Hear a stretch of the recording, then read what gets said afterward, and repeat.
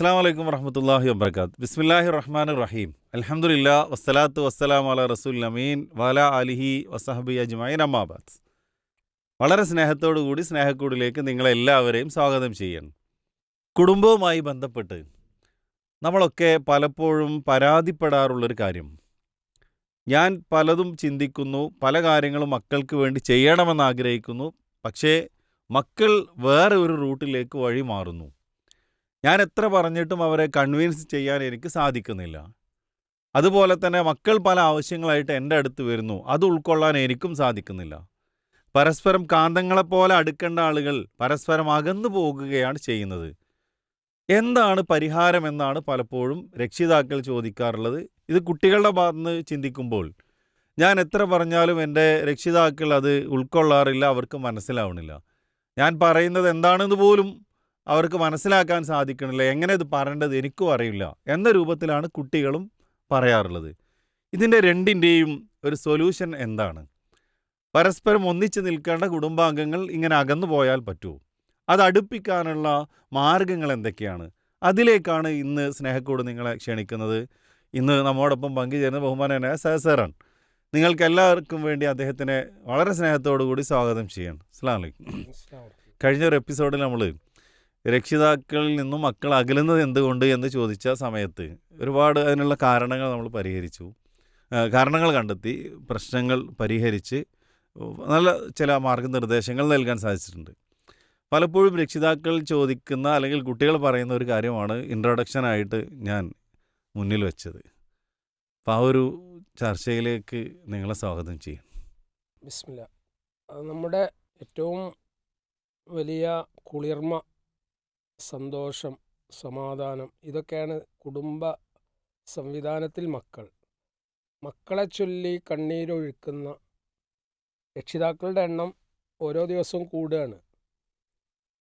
ഇത്തരം ഒരു കോണ്ടെക്സ്റ്റിലാണ്, സാഹചര്യത്തിലാണ് നമ്മൾ ഈ വിഷയം തിരഞ്ഞെടുക്കുന്നത്. ഒരു സമാന്തര രേഖയായി പാരൻസ് ഒരു ഭാഗത്ത് നീങ്ങുന്നു, മക്കൾ വേറെ ഒരു ലൈനിൽ. നമ്മൾ സാധാരണ പറയും റെയിൽവേ ലൈനുകൾ പോലെ സമാന്തര രേഖകൾ. അവർക്ക് ഒന്നിക്കാൻ പറ്റില്ല. അതുകൊണ്ട് തന്നെ രണ്ട് ഡ്രൈവർ ഒരു വണ്ടിക്ക് ഉണ്ടെങ്കിൽ എങ്ങനെ ഉണ്ടാവും? ഒന്ന് ഒരു ഭാഗത്തേക്കും മറ്റൊരു ഡ്രൈവർ വേറൊരു ഭാഗത്തേക്കും ഡ്രൈവ് ചെയ്യാണ്. ഇതിന് നടുവിൽ ഏറ്റവും കൂടുതൽ സങ്കടപ്പെടുന്നത് രക്ഷിതാക്കളാണ്. രക്ഷിതാക്കൾക്ക് ഇതെങ്ങനെ ഹാൻഡിൽ ചെയ്യണമെന്നുള്ള അറിവുമില്ല. എനിക്ക് പറയാൻ പറ്റുന്ന കാര്യം, നമ്മൾ മക്കളെ പാരൻ്റ് ചെയ്യുമ്പോൾ അവരിൽ അമിതമായിട്ടുള്ള നിയന്ത്രണങ്ങൾ ഏർപ്പെടുത്തുന്നത്, നിയന്ത്രണങ്ങൾ എന്നുള്ളത് നമ്മൾ ഏർപ്പെടുത്തുന്നത് സത്യത്തിൽ നന്മക്കാണ്. കുട്ടി അത് ചെയ്യരുത്, ഇത് ചെയ്യരുത്, അവിടെ പോകരുത്, ഇവിടെ പോകരുത്, ഇങ്ങനെയുള്ള കാര്യങ്ങൾ അല്ലേ. ഇപ്പോൾ പ്രണയത്തിൽ അകപ്പെടുന്ന ഒരു കുട്ടിയോട് സ്വാഭാവികമായിട്ടും രക്ഷിതാവ് പറയണത് എന്താണ്? അവരുടെ അനുഭവത്തിൽ നിന്ന് പറയുന്നത് അത്തരത്തിലുള്ള പ്രണയബന്ധങ്ങൾ വൈവാഹിക ജീവിതത്തെ തകർത്തു കളയും. ഇത് അനുഭവത്തിൻ്റെ വെളിച്ചത്തിലാണ് രക്ഷിതാവ് കുട്ടിയോട് പറയുന്നത്. പക്ഷെ കുട്ടിക്ക് ഇത് ഉൾക്കൊള്ളാൻ പറ്റില്ല. കുട്ടിക്ക് ഉൾക്കൊള്ളാൻ പറ്റാതിരിക്കാനുള്ള കാരണം എന്താണെന്നുള്ളത് രക്ഷിതാക്കൾക്കും അറിയില്ല. ഇപ്പോൾ കഴിഞ്ഞ ദിവസം ഒരു പ്രണയ വിഷയം ഞാൻ കൈകാര്യം ചെയ്തപ്പോൾ ആ കുട്ടിയെ കൗൺസിലിങ്ങിന് എത്തിക്കാൻ ഞാൻ ചില ടെക്നിക്ക് അപ്ലൈ ചെയ്യേണ്ടി വന്നു. അതിൽ ഉമ്മ വിളിച്ചിട്ട് പറഞ്ഞ വിഷയം എന്താണെന്ന് വെച്ചാൽ, എൻ്റെ മകള് വളരെ മോശപ്പെട്ട ഒരു പയ്യനുമായിട്ട് പ്രണയത്തിൽ ഏർപ്പെട്ടിട്ടുണ്ട്, പക്ഷെ ഒരു നിലക്കും കൗൺസിലിങ്ങിന് അവൾ വരാൻ തയ്യാറല്ല, ഒരു നിലക്കും വരാൻ തയ്യാറല്ല. അപ്പോൾ ഞാൻ ആ ഉമ്മയോട് പറഞ്ഞു, നിങ്ങൾ മകളോട് ഒന്ന് എനിക്ക് സംസാരിക്കാനുള്ള ഒരു അവസരം തരുമെന്ന് പറഞ്ഞു, ഫോണിൽ കൂടി. അപ്പോൾ അതിനാദ്യം അവളുടെ മനസ്സൊന്ന് നിങ്ങൾ പാകപ്പെടുത്തുക. അങ്ങനെ ഉമ്മ സംസാരിച്ചു, പ്രാർത്ഥിക്കാൻ പറഞ്ഞു. പ്രാർത്ഥനയുടെ അടിസ്ഥാനത്തിൽ ഉമ്മ അത് നിർവഹിച്ചപ്പോൾ അൽഹംദുലില്ലാ റിസൾട്ട് ഉണ്ടായി. ഉമ്മ വിളിച്ചു, പിന്നെ ഫോൺ മകൾക്ക് കൊടുത്തു. ഫോണിൽ കൂടി കുട്ടിയുടെ മനസ്സിൽ ഒരു എമ്പതറ്റിക് അപ്രോച്ചോടുകൂടി, സഹാനുഭൂതിയോടുകൂടി കുട്ടിയുടെ പക്ഷം ചേർന്ന് കുട്ടിയെ ഉൾക്കൊണ്ടുകൊണ്ട് കുറേ കാര്യങ്ങൾ ഞാൻ മറ്റു കാര്യങ്ങൾ ചോദിച്ചതിന് ശേഷം സാവകാശം ഈ വിഷയത്തിലേക്ക് ഞാൻ വന്നു.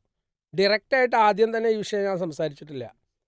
ആദ്യം കുട്ടിയുടെ വെയറബൌട്ട്സ്, കുട്ടിയുടെ പഠനം, കുട്ടിയുടെ കഴിവുകൾ, കുട്ടി ഇന്ന് അനുഭവിക്കുന്ന പ്രയാസങ്ങൾ, ഇതൊക്കെ ചോദിച്ചു. അപ്പോൾ ആ കുട്ടിയിൽ നിന്ന് ഉണ്ടായൊരു പരാമർശം, ഞാനൊരു പയ്യനെ പ്രണയിച്ചു, ഇഷ്ടപ്പെട്ടു, സ്നേഹിച്ചു. പക്ഷേ എൻ്റെ സ്വന്തം അമ്മാവൻ വളരെ മോശമായ രൂപത്തിൽ എന്നോട് റഫ് ആൻഡ് ടഫായിട്ട് പെരുമാറിയെന്ന് പറഞ്ഞു. ഇത് അവളിൽ ഏൽപ്പിച്ച മാനസികമായ ആഘാതം വളരെ വലുതാണ്. അടുത്ത ദിവസം പെൺകുട്ടിയുടെ ഉമ്മ എന്നെ വിളിക്കുകയാണ്. അവൾ പിന്നെ എൻ്റെ കൂടെ ഇപ്പോൾ സാറുണ്ട്, നിങ്ങളാരും ഇല്ലെങ്കിലും എന്നുള്ള രൂപത്തിൽ പ്രതികരിച്ചപ്പോൾ എനിക്ക് വലിയ സന്തോഷം തോന്നി. കാരണം പിന്നെ വിളിക്കുന്നത് ഞങ്ങൾ കൗൺസിലിങ്ങിന് വരാമെന്നാണ്. ഏതൊരു പ്രശ്നത്തിൽ നമ്മൾ മനസ്സിലാക്കേണ്ട ഒരു പോസിറ്റീവായ ഒരു അപ്രോച്ച് അള്ളാഹുൽ തവക്കുൽ ചെയ്ത് നമ്മൾ ചെയ്യുകയാണെങ്കിൽ അള്ളാഹു സുബ്ഹാനഹു വ തആല അത് പരിഹരിച്ചു തരും. പരിഹരിക്കുന്നത് നമ്മളാരുമല്ല, അള്ളാഹു മാത്രമാണ്. പക്ഷെ നമുക്ക് വേണ്ട എന്താണ്? അള്ളാഹുവിലുള്ള പ്രതീക്ഷയാണ്. ഇവിടെ രക്ഷിതാക്കൾ പലപ്പോഴും കുട്ടികളുടെ മാനസികാവസ്ഥ മനസ്സിലാക്കില്ല. ഞാൻ ഉമ്മനോട് പറഞ്ഞു, ആ കുട്ടിയോട് ഞാൻ കൗൺസിലിങ്ങിന് വന്നപ്പോൾ പറഞ്ഞു, ഇപ്പം നിൻ്റെ ശരീരത്തിൽ നിന്നെ നിയന്ത്രിച്ചു കൊണ്ടിരിക്കുന്ന 5 തരം ഹോർമോൺസ് ഉണ്ട്. ഈ ഹോർമോണുകളാണ് മോളെ നിനക്ക് നിൻ്റെ മനസ്സിൽ ആ ഒരു പയ്യനോട് അടങ്ങാത്ത അഭിനിവേശവും ഇഷ്ടവും താല്പര്യവും ഉണ്ടാക്കുന്നത്. ഇത് പ്രണയം വൈവാഹിക ജീവിതത്തിലേക്ക് എത്തുന്നതോടുകൂടി അതിൻ്റെ സ്റ്റാറ്റസ് മാറും 100%. It is scientifically proved. കാരണം ഞാൻ പറയുന്ന കാര്യങ്ങൾ ഒരിക്കലും എന്തല്ല, ഒരു ശാസ്ത്രീയ പിൻബലമില്ലാത്തതല്ല. ഇത്തരം കാര്യങ്ങൾ കൃത്യമായി കുട്ടിയെ ബോധ്യപ്പെടുത്തിയപ്പോൾ ആ കുട്ടിക്ക് അത് ഉൾക്കൊള്ളാൻ പറ്റുന്നു. നമ്മൾ സാധാരണ വീട്ടിലെന്താ ചെയ്യുക? നമ്മൾ ഫോഴ്സ്ഫുള്ളായിട്ട് കുട്ടികളോട് ഞാൻ പറഞ്ഞാൽ കേട്ടാൽ മതി, എന്നിട്ട് കൈകാര്യം ചെയ്യും, അല്ലെങ്കിൽ അടിക്കും, അല്ലെങ്കിൽ സ്കൂളിൽ പോകണ്ട, കോളേജിൽ പോകണ്ട എന്ന് പറഞ്ഞങ്ങോട്ട് ഇരുത്തും. കുട്ടിയുടെ പക്ഷം ചേർന്ന് കുട്ടിയുടെ ആ ഒരു വീക്ഷണകോണിൽ കൂടി ഒരു വിഷയത്തെ കാണാൻ പലപ്പോഴും രക്ഷിതാക്കളായ നമുക്ക് സാധിക്കുന്നില്ല. അതുകൊണ്ട് പലപ്പോഴും നമ്മുടെ മക്കൾ അനുഭവിക്കുന്ന വലിയ പ്രശ്നം എന്താണെന്ന് വെച്ചാൽ അമിതമായ നിയന്ത്രണങ്ങളാണ്. നമ്മളെന്ത് ചെയ്യും? ഫോൺ വാങ്ങി വെക്കും. ഇന്ന് ഫോൺ വാങ്ങി വെച്ചതുകൊണ്ട് കുട്ടിക്ക് വിളിക്കാതിരിക്കുമോ? വിളിക്കണം എന്നുള്ള ഒരാഗ്രഹവും താല്പര്യവും ആ കുട്ടിയുടെ മനസ്സിൽ ഉള്ള കാലത്തോളം അതിനുള്ള ഓപ്ഷൻസ് കണ്ടെത്താൻ കുട്ടിക്കൊരു പ്രയാസമില്ല. ഇതാണ് രക്ഷിതാവ് മനസ്സിലാക്കേണ്ടത്. നമ്മുടെ സാന്നിധ്യത്തിൽ നമ്മുടെ മുമ്പിൽ വെച്ച് ചിലപ്പോൾ വിളിച്ചില്ല എന്ന് വരും. പക്ഷേ അതിനൊക്കെ പറ്റുന്ന ഒരുപാട് സംവിധാനങ്ങൾ ഇന്ന് കൃത്യമായിട്ട് നമ്മേക്കാൾ നല്ല രൂപത്തിൽ ടെക്നോളജി അറിയുന്നവരാണ് നമ്മുടെ കുട്ടികൾ. മനസ്സിലാവുണ്ടോ? ഇന്നിപ്പോൾ ഗൂഗിൾ പേ സംവിധാനത്തിൽ കൂടി പോലും മെസ്സേജുകൾ കൈമാറാൻ പറ്റും. കുട്ടികൾ അതൊക്കെയാണ് അപ്ലൈ ചെയ്യുന്നത്. ഏറ്റവും ലേറ്റസ്റ്റ് ആയിട്ട് എങ്ങനെ കാര്യം ചെയ്യുക, ഒന്ന് ക്ലോസ് ചെയ്യുമ്പോൾ മറ്റൊരു വാതിൽ തുറക്കപ്പെടും എന്നുള്ളതാണ്. ഇത് കണ്ടെത്താൻ നമ്മുടെ രക്ഷിതാക്കൾക്ക് പലപ്പോഴും പറ്റുന്നില്ല. അപ്പോൾ ഈ മക്കൾ നമ്മിൽ നിന്ന് അകലാനുള്ള പ്രധാനപ്പെട്ട കാരണം കുട്ടികളുടെ എല്ലാ കാര്യങ്ങളിലും അമിതമായി ഇടപെടുന്ന രക്ഷിതാക്കളുണ്ട്. ഒന്നിനും ഫ്രീഡം കൊടുക്കില്ല, എല്ലാറ്റിലും കയറിയിട്ട് മേയും. അപ്പോൾ കുട്ടി സത്യത്തിൽ അങ്ങനെ നമ്മൾ അമിതമായി ഇടപെടുമ്പോൾ കുട്ടികൾക്ക് നമ്മോട് നീരസം ഉണ്ടാവുക. കാരണം കുട്ടിക്ക് സ്വതന്ത്രമായിട്ടൊരു കാര്യം ചെയ്യാനോ പ്രവർത്തിക്കാനോ ചിന്തിക്കാനോ അവസരം അവിടെ ലഭിക്കുന്നില്ല. കുട്ടിയുടെ അടുത്തൊരു മിസ്റ്റേക്ക് വരുന്ന സമയത്ത് നമ്മൾ കറക്റ്റ് ചെയ്യുകയാണെങ്കിൽ ആ കറക്ഷൻ ആ കുട്ടി ഉൾക്കൊണ്ടേക്കും. അതുപോലെ തന്നെ എല്ലാ മക്കൾക്കും പ്രത്യേകിച്ച് കൗമാരത്തിലെത്തുമ്പോൾ സ്വകാര്യത ഉണ്ടാവും.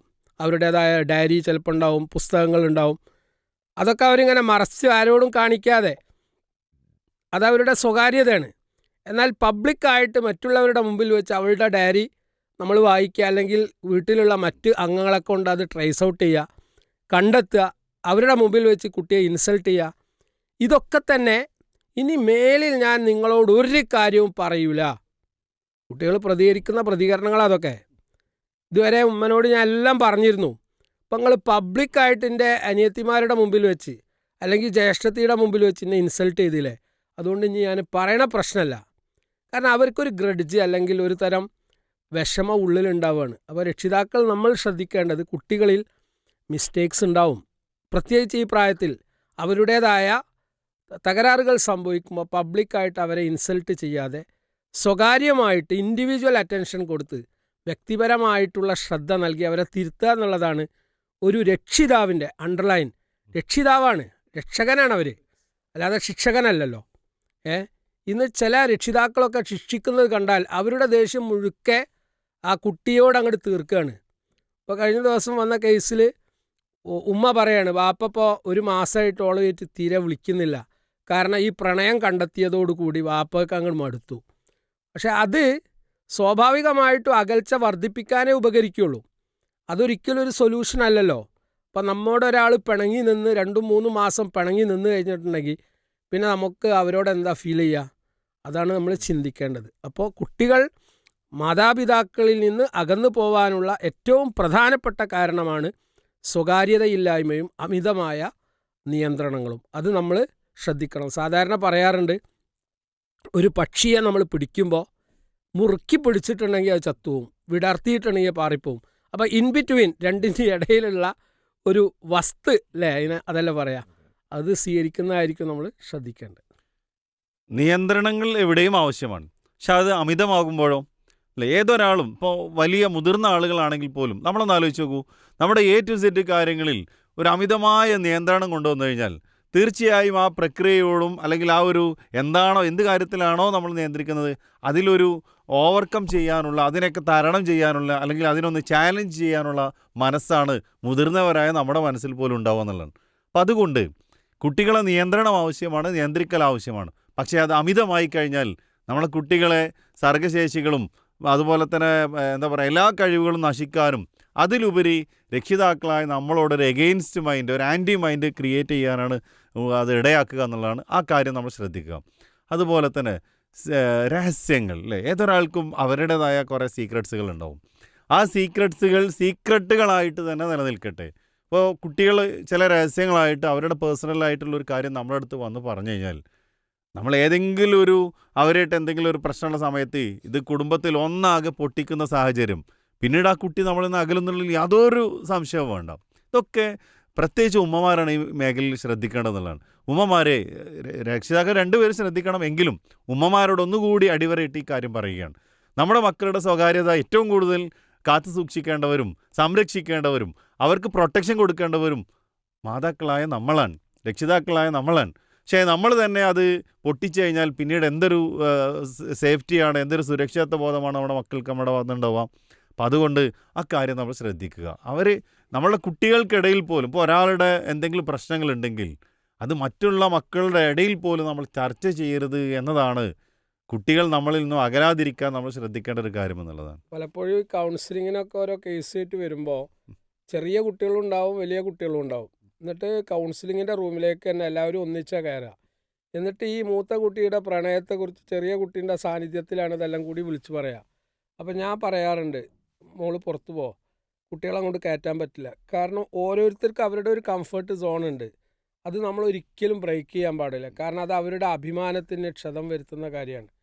ഇതൊക്കെ നമ്മൾ ശ്രദ്ധിക്കാതെ പോകുന്ന കാര്യങ്ങളാണ്. അപ്പോൾ അത് ശ്രദ്ധിക്കേണ്ട ഏറ്റവും വലിയ ഉത്തരവാദിത്തം ആർക്കാണ്? രക്ഷിതാക്കൾക്കാണ്. ഇപ്പോൾ നമ്മളെ ഒരാളുടെ മുമ്പിൽ വെച്ച് ഇൻസൾട്ട് ചെയ്താൽ നമുക്ക് എത്ര ഫീൽ ചെയ്യും, അതിനേക്കാളും വലിയ ഫീല് യഥാർത്ഥത്തിൽ മക്കൾക്കുണ്ടാവും. ഒന്നും വേണ്ട, ഒച്ചത്തിൽ നമ്മൾ സംസാരിക്കുന്നത് പോലും. ഒരിക്കലും ഒരു രക്ഷിതാവ്, അദ്ദേഹം ബാംഗ്ലൂരാണ് വർക്ക് ചെയ്യുന്നത്, അദ്ദേഹം പറയാണ്, ഒരിക്കൽ ഞാൻ എൻ്റെ മകനോട് ഏതോ ഒരു സന്ദർഭത്തിൽ ഒന്ന് കണ്ണുരുട്ടി ഉറക്കം കണ്ട് സംസാരിച്ചു. അതിനുശേഷം ഇപ്പോഴും ആ കുട്ടിക്ക് എന്നെ പേടിയാണ്. അല്ലേ, വിശുദ്ധ ഖുർആൻ സൂറത്ത് ലുഖ്മാനിലുള്ള ആ ആയത്തില്ലേ, നിങ്ങൾ നിങ്ങളുടെ കവിള് കോട്ടരുത് എന്ന് പറഞ്ഞില്ലേ, ഉച്ചത്തിൽ സംസാരിക്കരുത് എന്ന് പറഞ്ഞില്ലേ, ഇതൊക്കെ എത്ര ശാസ്ത്രീയമായ നിർദ്ദേശങ്ങളാണ് സർ. വിശുദ്ധ ഖുർആനാണല്ലോ പാരൻറ്റിങ്ങിൻ്റെ ഏറ്റവും നല്ല പാഠങ്ങൾ നമുക്ക് സമ്മാനിക്കുന്നത്.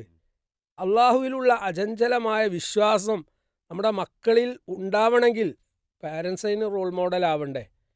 പല വിഷയങ്ങളിലും നമ്മൾ ക്ഷമ അവലംബിക്കുക എന്നുള്ളതാണ് പരിഹാരം. കാരണം മക്കളുടെ ഭാഗത്തുനിന്ന് വൈകല്യങ്ങൾ ഉണ്ടാവും, പോരായ്മകൾ ഉണ്ടാവും, തെറ്റുകൾ ഉണ്ടാവും. കുട്ടികൾ തന്നെ അത് പറയും, ഞങ്ങൾ കുട്ടികളല്ലേ. പക്ഷേ കുട്ടികളായി അംഗീകരിക്കാൻ നമുക്ക് പ്രയാസമാണ്. നമ്മൾ ചിന്തിക്കുന്നത് 40ൻ്റെ പക്വതയിലാണ്, അല്ലെങ്കിൽ 50ൻ്റെ പക്വതയിലാണ്. അതുകൊണ്ട് തന്നെ കുട്ടികൾ ഒരു തരം കുടുസായ സഫോക്കേഷൻ എന്ന് പറയും, ഒരു തരം ശ്വാസം മുട്ടലിലാണ് കുട്ടികൾ വളരുന്നത്. ഈ ശ്വാസം മുട്ടൽ ഉണ്ടാവുമ്പോൾ പിന്നെ അവർക്ക് ഫ്രീഡം കിട്ടുകയാണ്. ഒരു SSLC +2 കഴിഞ്ഞ് കോളേജ് തലത്തിലേക്കോ +2 തലത്തിലേക്കോ ഫ്രീഡം കിട്ടുമ്പോൾ പിന്നെ കുട്ടികൾ ചീത്തയാവുന്നു. അപ്പോൾ കുട്ടികൾക്ക് ചീത്തയാവാനുള്ള കാരണം അമിതമായ നിയന്ത്രണം 10ാം ക്ലാസ് വരെ ഓവർ സ്ട്രിക്റ്റായിട്ട് രക്ഷിതാവ് വളർത്തുന്നു. എന്നാൽ ചില കാര്യങ്ങളിൽ നമ്മൾ എന്ത് ചെയ്യണം? ഉമർ റളിയല്ലാഹു അൻഹു, അബൂബക്കർ സിദ്ദീഖ് റളിയല്ലാഹു അൻഹു അല്ലേ, അവിടെ ഉള്ള സന്ദർഭത്തിൽ പെരുന്നാൾ ആഘോഷിക്കുന്ന വേളയിൽ ആനുമാണ് ആ സംഭവം ഉണ്ടായെന്ന ഞാൻ ഓർക്കുന്നത്. പിന്നെ ഉമറെ അല്ലേ, അബൂബക്കർ സിദ്ദീഖിനോടോ ഉമർ റളിയല്ലാഹു റസൂല് പറയുന്നുണ്ടല്ലോ, കുട്ടികളല്ലേ പാടിക്കോട്ടെ. അതായത് ചില ഘട്ടങ്ങളിൽ നമ്മൾ ആ സ്ട്രിക്ട്നെസ് ഒഴിവാക്കണം എന്നാണ് പറയുന്നത്. കാരണം ഇന്നത്തെ കാലഘട്ടത്തിൽ ആളുകൾ അത്രത്തോളം ഉദാരതയിലാണ് ജീവിക്കുന്നത്. അപ്പോൾ ഓവർ സ്ട്രിക്ട്നെസ്സിൽ ഞാൻ ഇൻക്ലൂഡ് ചെയ്യുന്ന ആളുകൾ ജീവിക്കുമ്പോൾ അത് കുട്ടികളെ നമ്മുടെ അടുത്ത് കിട്ടുകയല്ല ചെയ്യുക. കാരണം പുറമേയുള്ള അധിക കുട്ടികൾ തന്നെ പറയാറുണ്ട്, നിങ്ങൾ മാത്രം ഇങ്ങനെ സ്ട്രിക്റ്റ്. നമ്മൾ സ്ട്രിക്റ്റ് ആയിട്ടല്ല, ഇസ്ലാമികമായ മൂല്യങ്ങൾ, ഇസ്ലാമികമായ നിയമങ്ങൾ മക്കളോട് പറയുമ്പോൾ കുട്ടികൾ നമ്മോട് ചോദിക്കുന്ന ഒരു ചോദ്യമാണ്, നിങ്ങൾ മാത്രം അല്ലേ. കാരണം 98% കുട്ടികളും ഇത്തരം കാര്യങ്ങളിലൊന്നും സ്ട്രിക്റ്റ് ഇല്ലാതെ കാര്യങ്ങൾ ചെയ്യുന്നവരാണ്. അപ്പോൾ അതിനെയാണ് ഈ കുട്ടികൾ അനുകരിക്കുന്നത്, അവരാണ് ഇവരെ സ്വാധീനിക്കുന്നത്. രണ്ടാമത്തെ ഒരു വിഷയം, ഈ കുട്ടികൾ ഏറെ ഇൻസൾട്ട് ചെയ്യപ്പെടുന്നുണ്ട്. ഇസ്ലാമികമായ വേഷവിധാനങ്ങളിൽ ധരിച്ചുകൊണ്ട് ആ ഒരു സംവിധാനത്തിൽ ജീവിക്കുന്ന കുട്ടികൾ സ്കൂളിലും കോളേജിലും പഠിക്കുമ്പോൾ അവരെ അപഹസിക്കുന്ന, അവരെ ഇൻസൾട്ട് ചെയ്യുന്ന ആളുകൾ നമ്മുടെ ഇടയിൽ തന്നെ ഉണ്ട്, നമ്മുടെ മുസ്ലിം കമ്മ്യൂണിറ്റിയിൽ തന്നെ ഉണ്ട്. അതാണ് നമ്മൾ മനസ്സിലാക്കേണ്ടത്. ഇവിടെയുള്ള അമുസ്ലിങ്ങൾ അങ്ങേയറ്റം സഹിഷ്ണുത ഉള്ളവരാണ്, അവരല്ല കളിയാക്കുന്നത്. നമ്മുടെ കമ്മ്യൂണിറ്റിയിൽപ്പെട്ട ആളുകളാണ് പർദ്ദയെ അപഹസിക്കുന്നത്, ഇസ്ലാമിക വേഷവിധാനത്തെ ഇൻസൾട്ട് ചെയ്യുന്നത്. അപ്പോൾ അത് കുട്ടികളിൽ ഉണ്ടാക്കുന്ന നൊമ്പരം, വിഷമം, മുറിവ് വളരെ വലുതാണ്. അതുകൊണ്ട് നമ്മൾ ഓവർ സ്ട്രിക്റ്റ്നെസ് എന്നുള്ളത് സ്വാഭാവികമായിട്ടും ഈ സംവിധാനത്തോട്, ഈ സിസ്റ്റത്തോട് തന്നെ ഒരു തരം തിരസ്കരണമാണ്, അല്ലെങ്കിൽ തരം നെഗേഷനാണ് ഉണ്ടാക്കുക എന്നാണ് എനിക്ക് അനുഭവങ്ങളിൽ നിന്ന് പറയാൻ പറ്റും. സ്ട്രിക്റ്റ് ആവശ്യമാണ്. അത് എന്തിനാണെന്നുള്ള കുട്ടികളെ ബോധ്യപ്പെടുത്താൻ നമുക്ക് സാധിക്കണം. ഒന്ന്. രണ്ടാമത്തത്, നമ്മളിവിടെ പല കാര്യങ്ങളും ഒഴിവാക്കുന്നത് നമുക്ക് അനശ്വരമായൊരു ജീവിതം വരാനുണ്ട് അല്ലേ. ഒരിക്കലും നശിക്കാത്ത, അറ്റമില്ലാത്ത സുഖാനുഭൂതികളുടെയും സുഖാഡംബരങ്ങളുടെയും പറുദീസയായ ഒരു സ്വർഗ്ഗലോകം നമുക്ക് വരാനുണ്ട്. ഇവിടെയുള്ള പല കാര്യങ്ങളും ഒഴിവാക്കിയെങ്കിലേ അത് നമുക്ക് നേടാൻ സാധിക്കൂ. അതുകൊണ്ട് ഇവിടെ ഈ നശ്വരമായ വളരെ കുറച്ചുള്ള ഈ ജീവിതത്തിൽ ഇതൊക്കെ ഒഴിവാക്കുകയല്ലേ നമ്മൾ വേണ്ടത് എന്ന മക്കളെ ബോധ്യപ്പെടുത്തിയിട്ട് ദീനീപരമായ കാര്യങ്ങൾ നിർവഹിക്കാൻ അവരെ പ്രോത്സാഹിപ്പിക്കുക. അവർ ചെയ്യുന്ന ആ നല്ല കാര്യങ്ങളെ പ്രോത്സാഹിപ്പിക്കുകയും ചെയ്യുക. ഒരു മാന്യമായ വസ്ത്രം ഇട്ടിട്ടാണ് നമ്മളെ മക്കൾ പോകേണ്ടത്. വേഷവിധാനങ്ങൾ ആ രൂപത്തിലാണ് വേണ്ടത്. അത് നിർവഹിക്കുമ്പോൾ ഭംഗിയായി, ബാക്കി ആര് കുറ്റപ്പെടുത്തിയാലും അവിടെ ആ മക്കളെ ആശംസിക്കാനും നല്ല സൂപ്പറാണ് എന്ന് പറയാനും രക്ഷിതാക്കളെ നമുക്ക് സാധിക്കണം. അതോടൊപ്പം തന്നെ അതിൻ്റെ കൂടെ നമ്മൾ സ്നേഹത്തോടു കൂടി പറഞ്ഞു കൊടുക്കേണ്ട കാര്യങ്ങളാണ്, ഈ കാര്യം നിർവഹിക്കുന്നത് നമുക്ക് പാരത്രികമായ മോക്ഷത്തിന് വേണ്ടിയാണെന്നുള്ളത്. അപ്പോൾ ആ ഒരു മരണം ഹിയർ ആഫ്റ്ററിൽ, ഇവിടത്തെ ശേഷമുള്ള ഒരു ജീവിതത്തിനെക്കുറിച്ചും സ്വർഗീയ അനുഭൂതികളെക്കുറിച്ചും മക്കളെ ബോധ്യപ്പെടുത്തിയിട്ട് ഒരു ബലാത്കാരമില്ലാതെ, ഒരു നിർബന്ധിത സാഹചര്യമില്ലാതെ നിർവഹിക്കാൻ നമ്മുടെ മക്കൾക്ക് സാധിക്കും. മക്കൾ നമ്മളോടുണ്ടാവും, നമ്മളിഷ്ടപ്പെട്ടവരായിട്ട് വളരാൻ അവർക്കും സാധിക്കും. പിന്നെ സർ, അതിൽ ശ്രദ്ധിക്കേണ്ട ഏറ്റവും വലിയ സംഗതി, ഇന്ന് മാതാപിതാക്കൾക്കിടയിലുള്ള വഴക്കുകൾ അല്ലേ. ഒരു ഉമ്മയും ഉപ്പയും യഥാർത്ഥത്തിൽ മക്കൾക്ക് കൊടുക്കേണ്ട എന്താ? സുരക്ഷിതത്വമാണ്, സംരക്ഷണമാണ്. നമ്മുടെ സാന്നിധ്യത്തിൽ നമ്മുടെ മക്കൾക്ക് കിട്ടേണ്ടത് എന്താണ്? ഒരു സേഫ്റ്റി ഫീലിംഗ് ആണ് അല്ലേ, ഒരു അമ്നാണ്, നിർഭയത്താണ്. എന്നാൽ ചില വീടുകളിലെങ്കിലും വാപ്പയും ഉമ്മയും തമ്മിൽ നിരന്തരം വഴക്കടിക്കുന്നു. ഈ വഴക്ക് സാക്ഷ്യം നിൽക്കുന്ന മക്കൾ, ഇപ്പോൾ ഈ അടുത്ത് ഞാൻ കൈകാര്യം ചെയ്ത ഒരു വളരെ പ്രധാനപ്പെട്ട ഒരു കേസ്, ആ കേസിൽ 2 പേരും എഡ്യൂക്കേറ്റഡാണ്, ഭർത്താവും ഭാര്യയും എഡ്യൂക്കേറ്റഡാണ്. എഡ്യൂക്കേറ്റഡായ ഈ ഭാര്യ ഭർത്താക്കന്മാരിൽ നിന്നാണ് ഒരിക്കലും ഉൾക്കൊള്ളാൻ പറ്റാത്ത സമീപനങ്ങൾ ഉണ്ടാകുന്നത്. ഇതിന് നടുവിൽ വളരുന്നത് പ്രായപൂർത്തിയായ മക്കളാണ്, കല്യാണം കഴിഞ്ഞ കുട്ടികളാണ്. അപ്പോൾ അവരുടെ ജീവിതത്തിൽ ഉടനീളം പ്രശ്നങ്ങൾ ഉണ്ടാക്കുന്നത് ഈ പേരൻസാണ്. കാരണം ഉമ്മയുടെ ഭാഗത്തേക്ക് തിരിയാൻ പാടില്ല, ഉപ്പൻ്റെ ഭാഗത്തേക്കും ചായാൻ പാടില്ല. 2 പേർക്കും ഇടയിൽ ഈ കുട്ടികൾ, സാൻഡ്വിച്ച് എന്ന് പറയുമല്ലോ, ആ ഒരു പ്രയാസം ആലോചിച്ച് നോക്കൂ. ഡിവേഴ്സൊക്കെ ഉണ്ടാവുമ്പോൾ, അതായത് വിവാഹമോചനം ഉണ്ടാകുമ്പോൾ കുട്ടികൾ നേരിടുന്ന പ്രതിസന്ധി വളരെ വലുതാണ്. അപ്പോൾ കുട്ടികൾ മാതാപിതാക്കളിൽ നിന്ന് അകലാനുള്ള, മാറിപ്പോവാനുള്ള ഒരു വലിയ കാരണം ഉണ്ടാക്കുന്നത് പാരൻസാണ്. ഇവർ ഈ തർക്കം മൂക്കുന്ന സമയത്ത് ഒരു മറന്നു പോവാണ്, ഓരെ നിരീക്ഷിക്കുന്ന മക്കളപ്പുറത്തുണ്ട്. അത് ചെറിയ കുട്ടികളാണെങ്കിൽ പോലും. കാരണം കഴിഞ്ഞ കുറച്ച് മാസങ്ങൾക്ക് മുമ്പ് ഒരു ക്യാമ്പ് നമ്മൾ സംഘടിപ്പിച്ചു. ആ ക്യാമ്പ് സംഘടിപ്പിച്ച സമയത്ത് ഒരു വിഷയം ഒരു ഡോക്ടർ അവതരിപ്പിച്ചുകൊണ്ടിരിക്കുകയാണ് ക്ലാസ്സിൽ. ആ വിഷയം അവതരിപ്പിച്ചുകൊണ്ടിരിക്കുമ്പോൾ മാതാപിതാക്കൾ പിണങ്ങിക്കഴിയുന്ന ഒരു കുട്ടി ആ ക്യാമ്പിലുണ്ട്. ആ കുട്ടി പിന്നെ അവളുടെ കണ്ണുനീരിങ്ങനെ ചാലിട്ടൊഴുകാണ്. ആ സമയത്ത് ഞാൻ അവളെ കൗൺസിലിങ്ങിന് വേണ്ടി വിളിക്കുകയും കൗൺസിലിങ്ങിന് ഇരുന്നപ്പോൾ അവൾക്ക് അവളുടെ സംസാരം മുഴുവനാക്കാൻ പറ്റില്ല. അതിന് മാത്രം അടങ്ങാത്ത വിഷമം അവൾ അനുഭവപ്പെടുന്നുണ്ട്. അപ്പോൾ സത്യത്തിൽ എന്താണെന്ന് വെച്ചാൽ ചൈൽഡ്ഹുഡ് ഇറ്റ് സെൽഫ്, കുട്ടിക്കാലം തൊട്ട് കുട്ടി ഇത് കാണുകയാണ്, കുട്ടിയുടെ അനിയത്തിയും അത് അനുഭവിക്കുകയാണ്. അപ്പോൾ അത് ഷെയർ ചെയ്യാൻ ഉമ്മയോട് ഷെയർ ചെയ്തിട്ടുണ്ടെങ്കിൽ സ്വന്തം ഉമ്മയോട് അത് ഷെയർ ചെയ്യാൻ കുട്ടി ധൈര്യപ്പെടുന്നില്ല. കാരണം ഞാനെങ്ങാനും ഇത് എൻ്റെ ഉമ്മയോട് പറയുകയാണെങ്കിൽ ഉമ്മയുടെ ഇപ്പോഴുള്ള വിഷമം കൂടിപ്പോകും. അത്രമാത്രം തൻ്റെടിയും ബുദ്ധിമതിയാണ് കുട്ടി. അപ്പോൾ ഉമ്മനോട് പറയില്ല. രണ്ടാമത്തത് വല്യപ്പയും വല്യമ്മയുണ്ട്, അവരെയും വിഷമിപ്പിച്ചിട്ട് ഉണ്ടെങ്കിൽ അതവർക്ക് താങ്ങാൻ പറ്റില്ല, അതുകൊണ്ട് അവരോടും പറയുന്നില്ല. ഇത് സ്വകാര്യമായിട്ട് വിഷമം ഈ കുട്ടി സഹിക്കുകയാണ്, ലൈക്ക് എ പ്രഷർ കുക്കർ. ഇങ്ങനെയുള്ള ഒരുപാട് കുട്ടികൾ നമ്മുടെ ഇടയിലുണ്ട്. സ്വാഭാവികമായിട്ട് എന്താ സംഭവിക്കുക, അവർ ഒറ്റപ്പെടും. ഇങ്ങനെയുള്ള ഒറ്റപ്പെടുന്ന കുട്ടികളെയാണ് ട്രാപ്പ് ചെയ്യാൻ വേണ്ടി കഴുകന്മാർ പുറത്ത് നിൽക്കുന്നത്. അത് പ്രത്യേകിച്ച് നല്ല സുന്ദരികളായ പെൺകുട്ടികളാണെങ്കിൽ അത് ഓപ്പൺ ചെയ്യാനുള്ള ഒരവസരം ആരെങ്കിലും കൊടുത്തു കഴിഞ്ഞാൽ അവർ പെട്ടെന്ന് ട്രാപ്പ് ചെയ്യപ്പെടും എന്നുള്ളതിൽ ഒരു സംശയമില്ല. അതുകൊണ്ട് പറഞ്ഞ വിഷയം ഇതാണ്, മാതാപിതാക്കളിൽ നിന്ന് കുട്ടികൾ അകലാനുള്ള കാരണം ഉണ്ടാക്കുന്നത് നമ്മൾ തന്നെയാണ്, പാരൻസ് തമ്മിലുള്ള വഴക്കുകൾ. അതുകൊണ്ട് മക്കളുടെ സാന്നിധ്യത്തിൽ വെച്ച് നമ്മൾ വഴക്ക് കൂടാതിരിക്കാൻ ഉറച്ച തീരുമാനം എടുക്കണം. പക്ഷെ നമ്മൾക്കിടയിൽ ഒരു ശത്രുവുണ്ട്, ആരാണത്? പിശാചാണ്. ആ പിശാചിൻ്റെ ഏറ്റവും പ്രധാനപ്പെട്ട ഡ്യൂട്ടി എന്താണ്? നമ്മൾക്കിടയിൽ ശത്രുതയും പകയും വിദ്വേഷവും ഉണ്ടാക്കുക എന്നുള്ളതാണ്. അതുകൊണ്ടായിരിക്കണം പ്രവാചകൻ സല്ലല്ലാഹു അലൈഹി വസല്ലം ഒരു റെമഡിയൽ മെഷറായിട്ട്, പരിഹാരമായിട്ട് നിങ്ങൾ വീട്ടിനുള്ളിൽ വെച്ച് സൂറത്തുൽ ബഖറ പാരായണം ചെയ്യണം. വിശുദ്ധ ഖുർആൻ പാരായണം എന്നുള്ളത് ഏറ്റവും നല്ല പരിഹാരമാണ്. അത് ഒഴിവാക്കാതെ നമ്മൾ ഫോളോ ചെയ്യുകയാണെങ്കിൽ നമ്മൾ വീട്ടിൽ സമാധാനം ഉണ്ടാവും. പണ്ടൊക്കെ നമ്മുടെ വീടുകളിൽ രാവിലെയും വൈകുന്നേരവും നിറഞ്ഞു നിന്നത്, കേട്ടുകൊണ്ടിരുന്നത് വിശുദ്ധ ഖുർആൻ്റെ ആലാപനമാണ്, അല്ലേ, പാരായണമാണ്. ഇന്ന് അതിനൊന്നും ഇപ്പോൾ നമുക്ക് നേരമില്ല. ആ സമയത്തും റീൽസ് കാണുന്ന തിരക്കിലാണ് കുട്ടികളും. ഈവൻ പ്രായം ചെന്ന മാതാപിതാക്കൾ പോലും അത്തരം തമാശകളിൽ മുഴുകാണ്. അള്ളാഹുവിൻ്റെ കൽപ്പനകൾ, റസൂൽ സല്ലല്ലാഹു അലൈഹി വസല്ലമയുടെ സുന്നത്തുകൾ അവഗണിക്കുന്നതാണ് നമ്മുടെ കുട്ടികൾ നമ്മിൽ നിന്ന് അകന്നു പോവാനുള്ള പ്രധാനപ്പെട്ട കാരണം എന്ന് തോന്നുന്നു. കെമിസ്ട്രി ഓഫ് ഫാമിലി അല്ലെങ്കിൽ chemistry among the family members എന്ന് നമുക്ക് പറയാം ഒറ്റ വാക്കിൽ. കുടുംബാംഗങ്ങൾ തമ്മിലുള്ള കെമിസ്ട്രി എന്ന് പറയുന്നത്, അഥവാ പരസ്പരം അങ്ങോട്ടും ഇങ്ങോട്ടുള്ള പ്രശ്നങ്ങൾ പരിഹരിച്ച് മുന്നോട്ട് പോകുന്ന പരസ്പര സ്നേഹങ്ങൾ. പ്രത്യേകിച്ച് കുട്ടികളെ സംബന്ധിച്ച് നമ്മൾ മനസ്സിലാക്കുമ്പോൾ, കുട്ടികൾ എന്ന് പറഞ്ഞാൽ വളരെയധികം നിരീക്ഷണ പാഠമുള്ള ആളുകളാണ്. അപ്പോൾ ആ കുട്ടികൾ എന്ത് കാണുന്നുവോ അതാണ് അവരുടെ മാനസിക നില രൂപപ്പെടുന്നത്, അവരുടെ പേഴ്സണാലിറ്റി, അവരുടെ വ്യക്തിത്വം രൂപപ്പെടുന്നതൊക്കെ ചെറുപ്പ കാലഘട്ടങ്ങളിൽ എന്താണോ അവരെ സ്വാധീനിച്ചത്, എന്താണോ അവരെ മനസ്സിലേക്ക് കയറിയത്, ആ കാര്യമാണ്.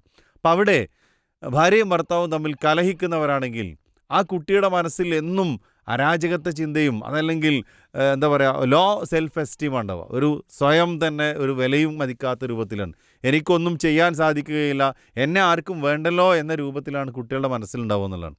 അവിടെ ഭാര്യയും ഭർത്താവും മക്കളുടെ മുന്നിൽ വെച്ച് കലഹങ്ങൾ പാടില്ല എന്നാണ് നമ്മൾ പറയാറുള്ളത്. അതുപോലെ തന്നെ ഇണക്കങ്ങൾ നമ്മുടെ മക്കൾ കാണണമെന്ന്.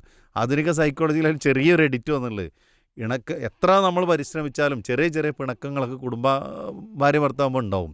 പക്ഷെ അതിനേക്കാളും കൂടുതൽ നമ്മൾ ശ്രദ്ധിക്കേണ്ടത് ഭാര്യയും ഭർത്താക്കന്മാരും തമ്മിലുള്ള ഇണക്കവും സ്നേഹവും ഒക്കെ മക്കൾ കാണട്ടെ എന്നുള്ളതാണ്. കാണുന്നില്ലല്ലോ, അതെ, കാണാൻ മടിയാണ്.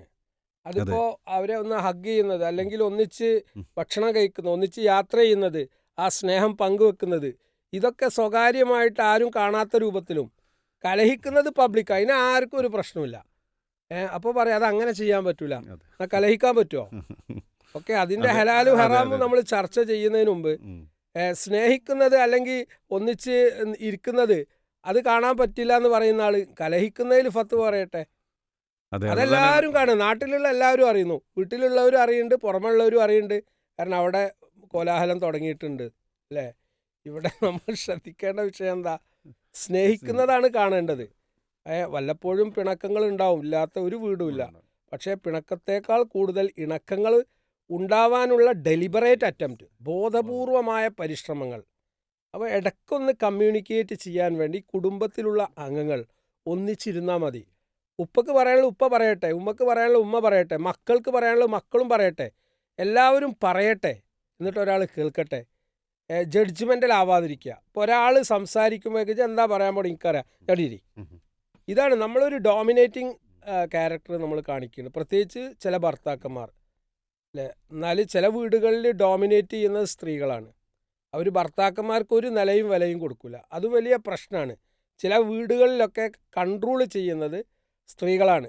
ചിലയിടത്ത് പ്രവാസികളുടെ ഭാര്യമാർ അതിന് നിർബന്ധിതരാവുന്നുണ്ട്. കാരണം വർഷങ്ങളോളം ഗൾഫിൽ ഭർത്താവ് ജീവിച്ചു, ജോലി ചെയ്തു. അപ്പോൾ ഉത്തരവാദിത്തങ്ങൾ മുഴുവൻ നിർവഹിക്കപ്പെടാൻ ഭാര്യ നിർബന്ധിതയായി. അങ്ങനെ 25-30 വർഷം കഴിഞ്ഞ് നാട്ടിലെത്തുമ്പോൾ പിന്നെ തിരിച്ച് ഏൽപ്പിക്കാൻ ആ ഭാര്യ തയ്യാറാവില്ല. കാരണം അവൾ അതിൻ്റെ സർവ്വസ്വതന്ത്രയായിട്ട് അത് ശീലിച്ചു പോയി. ഇത് ഭർത്താക്കന്മാർ മനസ്സിലാക്കണം അല്ലേ. ഇത് രണ്ടിൻ്റെ ഇടയിലുള്ള ഒരു അവസ്ഥയാണ് നമുക്കുണ്ടാവേണ്ടത്. അഥവാ ഉത്തരവാദിത്തങ്ങൾ പരസ്പരം ഷെയർ ചെയ്ത് തിരിച്ചറിഞ്ഞ് മനസ്സിലാക്കി ഭാര്യ ചെയ്യേണ്ട ഉത്തരവാദിത്തം ഭാര്യ നിർവഹിക്കുക, ഭർത്താവ് ചെയ്യേണ്ട ഉത്തരവാദിത്തം ഭർത്താവ് നിർവഹിക്കുക, മക്കളെ ഏൽപ്പിക്കേണ്ട ചെറിയ ചെറിയ ഉത്തരവാദിത്തങ്ങൾ മക്കളെ ഏൽപ്പിക്കുക. അങ്ങനെ കുടുംബം എന്നത് എല്ലാവരും കൂടേണ്ടതാണ്. എല്ലാവരുടെയും തുല്യമായ പങ്കാളിത്തം ഉണ്ടെങ്കിലേ നല്ലൊരു കുടുംബമാവൂ എന്നുള്ളൊരു അവസ്ഥ കുടുംബത്തിൽ ഉണ്ടാക്കിയാൽ മക്കൾ നമ്മുടേതാവും, അവർക്ക് ഇഷ്ടപ്പെട്ട രക്ഷിതാക്കളായി മാറാൻ നമുക്ക് സാധിക്കും. അള്ളാഹു അങ്ങനെ തീർക്കട്ടെ എന്ന് കൂടി പ്രാർത്ഥിക്കണം. പിന്നെ സർ വലിയൊരു വിഷയം ടെക്നോളജിയുടെ ഓവർ ഇൻഫ്ലുവൻസ്. ഇന്ന് നമ്മുടെ കമ്മ്യൂണിറ്റിയിൽ, എല്ലാ കമ്മ്യൂണിറ്റിയിലും ഏറ്റവും കൂടുതൽ ഇപ്പോൾ ബസ്സിൽ ഇന്നലെ യാത്ര ചെയ്യാൻ എനിക്കിട കിട്ടി.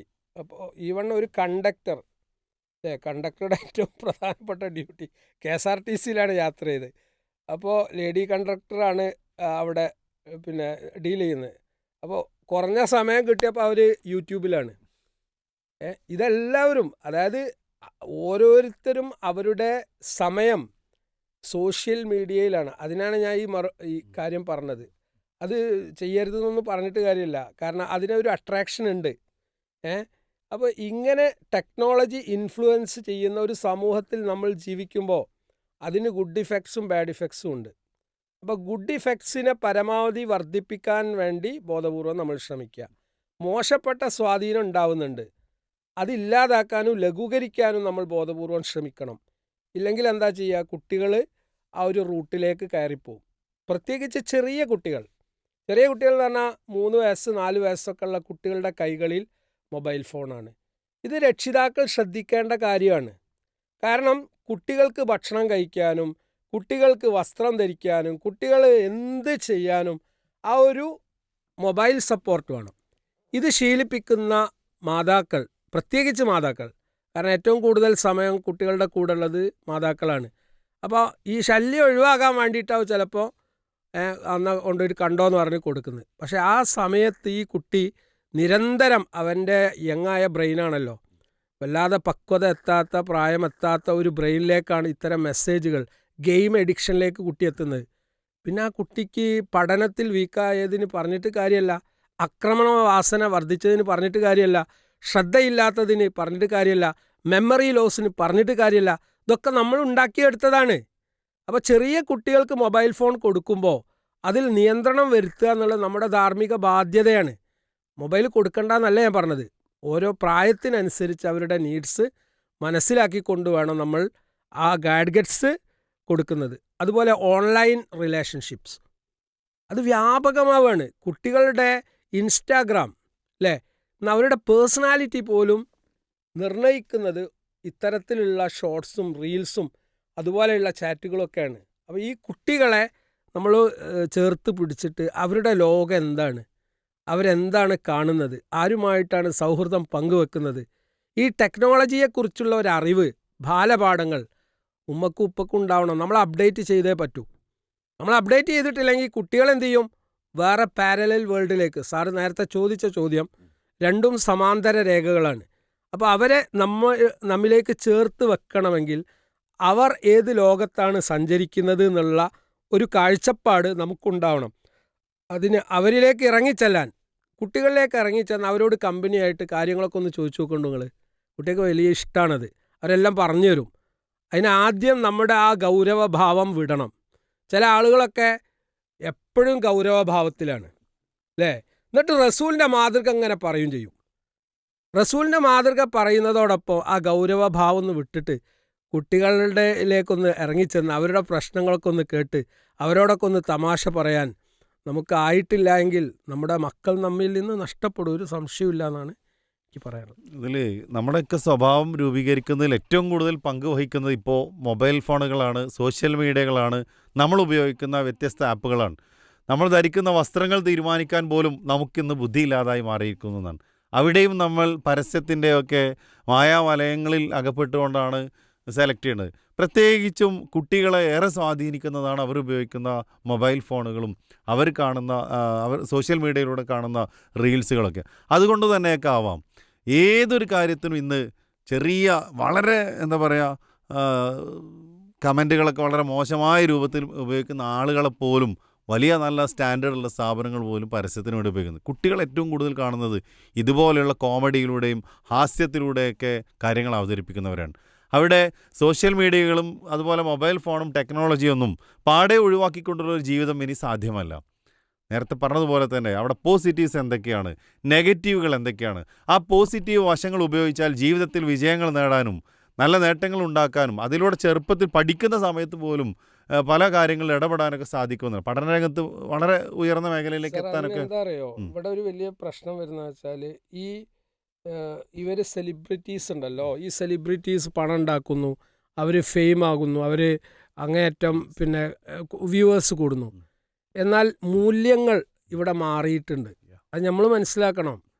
പണ്ടുള്ള മൂല്യങ്ങളല്ല ഇന്ന് കുട്ടികൾ മൂല്യങ്ങളായിട്ട് കാണുന്നത്. ഇങ്ങനെയുള്ള സെലിബ്രിറ്റീസാണ് സെലിബ്രേറ്റ് ചെയ്യപ്പെടുന്നത്. അവർക്ക് മൂല്യങ്ങളുണ്ടോ ഇല്ല എന്ന് വേറെ വിഷയം. അപ്പം കുട്ടികളുടെ റോൾ മോഡൽസ് അവരാണ്. ആ റോൾ മോഡൽസാണ് അവരെ ഇൻഫ്ലുവൻസ് ചെയ്യുന്നത്. നല്ലതല്ലല്ല സ്വാധീനിക്കുക. അപ്പോൾ ഈ സ്വാധീനത്തിലേക്ക് മക്കൾ പോകുമ്പോൾ ഈ മൂല്യശോഷണം എവിടെ വന്നു, എങ്ങനെ ഇത് സംഭവിക്കുന്നു? അപ്പോൾ ബേസ് എവിടെയാണ്? ബേസിൻ്റെ ആ സമയത്ത് നമ്മൾ കൊടുക്കണ്ടേ? അതിലേറ്റവും പ്രധാനം മദ്രസ വിദ്യാഭ്യാസം തന്നെയാണ്. അത് നമ്മൾ അവഗണിച്ചിട്ടുണ്ട്. നമ്മൾ വളരെ ചെറുപ്പത്തിൽ തന്നെ UKG LKG തലത്തിൽ തന്നെ കുട്ടികളെ കൊണ്ടുപോയി ചേർക്കുന്നത് ഇംഗ്ലീഷ് മീഡിയം സ്കൂളിലായിരുന്നു അല്ലേ? അവിടെ മതവിദ്യാഭ്യാസത്തിന് നമ്മൾ എത്ര മാർക്കാണ് കൊടുത്തത്, എത്ര പരിഗണന കൊടുത്തത്? പറയുന്ന ഞാനും കേൾക്കുന്ന നിങ്ങളും അതിന് എത്ര പ്രാധാന്യം കൊടുത്തു? അപ്പോൾ നമ്മളത് വേണ്ട വെച്ചു. അപ്പോൾ സയൻസ് പഠിക്കാൻ വേണ്ടിയിട്ട് ട്യൂഷന് നമ്മൾ ചേർത്തു. എന്നാൽ ഇസ്ലാമികമായ ധാർമ്മിക മൂല്യങ്ങൾ പഠിക്കാൻ വേണ്ടി ഒരു ട്യൂഷന് ഞാനും നിങ്ങളും ചേർത്തിയിട്ടില്ല. ഇത് കുട്ടികൾക്കറിയാം.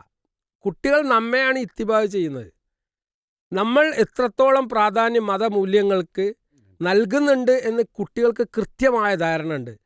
സംസാരിക്കുന്ന പല പ്രഭാഷകരും അല്ലേ, പ്രസംഗിക്കുന്ന പല ആളുകളും ഇൻക്ലൂഡിങ് മീ, നമ്മെ കുട്ടികൾ നോക്കുന്നുണ്ട്, പണ്ഡിതന്മാരെ നോക്കുന്നുണ്ട്. എന്നിട്ട് പറയാണ് നിങ്ങൾ പറയുന്നത് നിങ്ങളെ ജീവിതത്തിലില്ലല്ലോ. ഇതൊരു വലിയ വിഷയമാണ് സർ. അതുകൊണ്ട് ആദ്യം മാറേണ്ടത് നമ്മളാണ്. നമ്മൾ നാട്ടുകാരെ മുഴുവൻ മാറ്റാൻ നടക്കുകയാണ് അല്ലേ? ഒരാൾക്കൊരു ഒഴിവില്ല. പക്ഷേ നമ്മൾ മാറേണ്ടതുണ്ട് എന്നുള്ളതിൽ എത്തുന്നില്ല. അവിടെ 4 വിരലുകൾ നമ്മിലേക്കാണ്, പറയുന്ന എന്നിലേക്ക് തന്നെയാണ് ചൂണ്ടുന്നത്. അപ്പോൾ ഇടയ്ക്കിടയ്ക്ക് നമ്മുടെ വിഴുപ്പ്, മുമ്പൊരിക്കൽ ഞാൻ സൂചിപ്പിച്ചിട്ടുണ്ട്, അടുക്കളയിൽ നമ്മൾ പണിയെടുക്കുമ്പോൾ ഉപയോഗിക്കുന്ന ഒരു കൈക്കല കൂട്ടി എന്ന് പറഞ്ഞൊരു സാധനമുണ്ട്, ഒരു തുണിയുണ്ട്. അത് ഇടയ്ക്കൊന്ന് കൊണ്ടുപോയി തിരുമ്പണം അല്ലേ? ഖുത്തുബ പറയുന്ന ആളുകൾ ഇടയ്ക്കൊന്ന് ഖുത്തുബ കേൾക്കണം എന്നാണ് ഞാൻ പറയുന്നത്. പ്രഭാഷകരും ഞാൻ പറയും, നമ്മളൊക്കെ 100-ൽ 100 മാർക്ക് നമുക്കിട്ട് നടക്കുകയാണ്. ഞാൻ എന്നെക്കുറിച്ചാണ് പറയുന്നത്, ഞാൻ വേറൊരാളിയല്ല. ഇടയ്ക്ക് നമ്മൾ നമ്മെ ഒന്ന് സെൽഫ് ഇവാലുവേറ്റ് ചെയ്യണം. ചില ക്ലാസ്സുകളിൽ നമ്മൾ പോയി ഇരിക്കണം. അപ്പം നമുക്ക് മനസ്സിലാവും നമുക്കൊരുപാട് അറിവുകേടുണ്ട്, അറിവില്ലായ്മയുണ്ട്. അതിന് പ്രത്യേകിച്ചൊരു സെക്യുലർ ഇന്ത്യയിലാണ് നമ്മൾ ജീവിക്കുന്നത് അല്ലേ? അറിവിൻ്റെ തലങ്ങൾ ഉയർന്ന നിലയിൽ നമ്മുടെ ഏകദൈവ വിശ്വാസം ഒന്നുമില്ല എങ്കിൽ പോലും ഒരുപാട് മൂല്യങ്ങൾ നമുക്ക് സമ്മാനിക്കാൻ അറിവുള്ള ഒരുപാട് വ്യക്തികൾ അപ്പുറത്തുണ്ട്. അവരുമായിട്ടൊക്കെ നമ്മൾ ഇൻട്രാക്ട് ചെയ്യുമ്പോൾ അവരുടെ സൂക്ഷ്മത, സാമ്പത്തിക മേഖലയിലൊക്കെയുള്ള അവരുടെ സൂക്ഷ്മത കാണുമ്പോൾ അവരൊരു വിശ്വാസിയായിരുന്നെങ്കിൽ എന്ന് നമ്മൾ കൊതിച്ചു പോവും.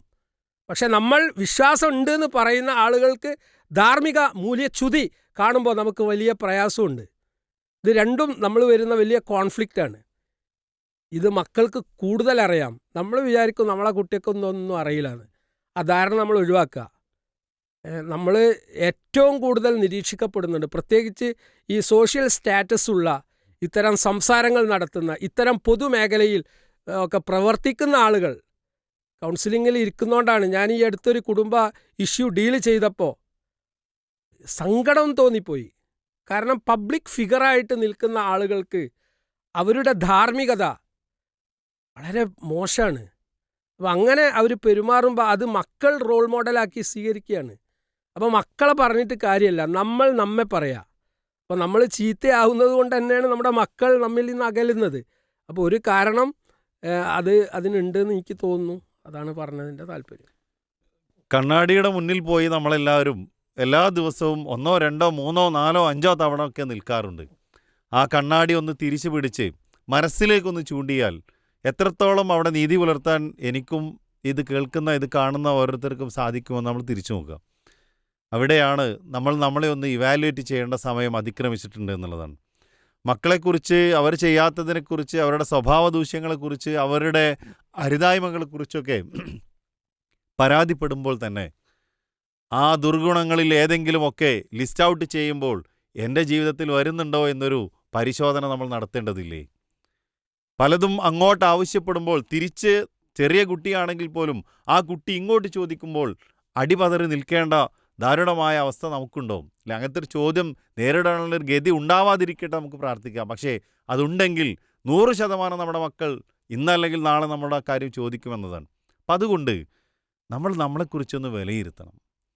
ഓരോ കാര്യത്തിലും മക്കളെക്കുറിച്ച് പരാതിപ്പെടുന്നതിന് മുമ്പ് ഒരു പരിശോധന നടത്തി തിരുത്തേണ്ട കാര്യങ്ങൾ തിരുത്തി, ഉൾക്കൊള്ളേണ്ടവ ഉൾക്കൊണ്ട്, മനസ്സിലാക്കി തിരിച്ചറിയേണ്ട കാര്യങ്ങൾ തിരിച്ചറിഞ്ഞ് മുന്നോട്ട് പോകാൻ നമുക്ക് ഓരോരുത്തർക്കും സാധിക്കേണ്ടതുണ്ട് എന്നുള്ളതാണ്. സർ, അവിടെ ഇപ്പോൾ ഇതൊരു ബോധ്യപ്പെടുത്തലുകളാണല്ലോ. ചില കാര്യങ്ങളിലൊക്കെ മനുഷ്യസഹജമായ തെറ്റുകളും പോരായ്മകളൊക്കെ വരും.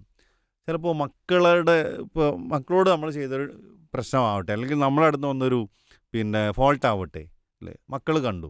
സ്വാഭാവികമായിട്ട് അങ്ങനത്തെ ഒരു സാഹചര്യത്തിൽ മക്കളുടെ മുന്നിൽ വെച്ചുകൊണ്ട് തന്നെ ആ മക്കളോടൊരു സോറി പറയുന്നതിനെക്കുറിച്ച്, അല്ലെങ്കിൽ അങ്ങനത്തെ ഒരു സാഹചര്യത്തിൽ നമ്മൾ എന്താ ചെയ്യേണ്ടതുള്ളത് പറയണോ?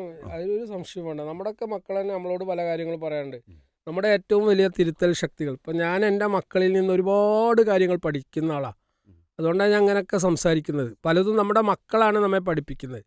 കാരണം അവർ നല്ല ഇവാലുവേറ്റേഴ്സാണ്, നല്ല ക്രിട്ടിക്സാണ്. അപ്പോൾ മക്കൾ കൃത്യമായിട്ട് പോയിൻ്റുകൾ വെച്ച് നമ്മെ ക്രിട്ടിസൈസ് ചെയ്യുമ്പോൾ, നിരൂപണം ചെയ്യുമ്പോൾ അവരെ അടിച്ചിരുത്തിട്ട് ഒരു കാര്യമില്ല. അത് നമുക്ക് താൽക്കാലികമായിട്ട് അടിച്ചിരുത്താം, പക്ഷേ ഉള്ളിൻ്റെ ഉള്ളിൽ അവർക്ക് പുച്ഛമാണ് ഉണ്ടാവുക. അപ്പോൾ ആക്സെപ്റ്റബിൾ പേഴ്സണാലിറ്റീസ് എന്ന് പറഞ്ഞാൽ ആരാണ്? അല്ലേ, ഇപ്പോൾ ഖലീഫ ഉമർ റളിയല്ലാഹുവിൻ്റെ സദസ്സിൽ വെച്ചിട്ട് അദ്ദേഹത്തിൻ്റെ കുപ്പായത്തിൻ്റെ ഇറക്കം ആ വീതി കൂടിയപ്പോൾ ചോദ്യം ചെയ്ത അനുയായികൾ, അവരുടെ മാതൃകയിലേക്കാണ് ഞാനും നിങ്ങളുമൊക്കെ ആളുകളെ ക്ഷണിക്കാറുള്ളത്, അല്ലേ? പക്ഷെ നമ്മുടെ ഏതെങ്കിലും ഒരു അനുയായി നമ്മെ ചോദ്യം ചെയ്താൽ, ഇൻക്ലൂഡിങ് മീ, നമ്മളുടെ സമീപനം എന്താണ്? അത് ഉൾക്കൊള്ളാൻ നമുക്ക് സാധിക്കുന്നുണ്ടോ? എന്നെ ചോദ്യം ചെയ്യാൻ ആരാണ്? എൻ്റെ അറിവിനെ ചോദ്യം ചെയ്യാൻ ആരാണ്? ഇത്തരത്തിലുള്ള അഹങ്കാരം എനിക്കും നിങ്ങൾക്കൊക്കെ വരുന്നുണ്ട്. അത് നമ്മൾ ഒഴിവാക്കുക തന്നെ വേണം. മക്കൾ അതൊക്കെ നന്നായി നിരീക്ഷിക്കുന്നുണ്ട്. അപ്പോൾ പാരൻസിൻ്റെ ഭാഗത്തുനിന്ന് അത്തരത്തിലുള്ള അബദ്ധങ്ങൾ വന്നിട്ടുണ്ടാകും.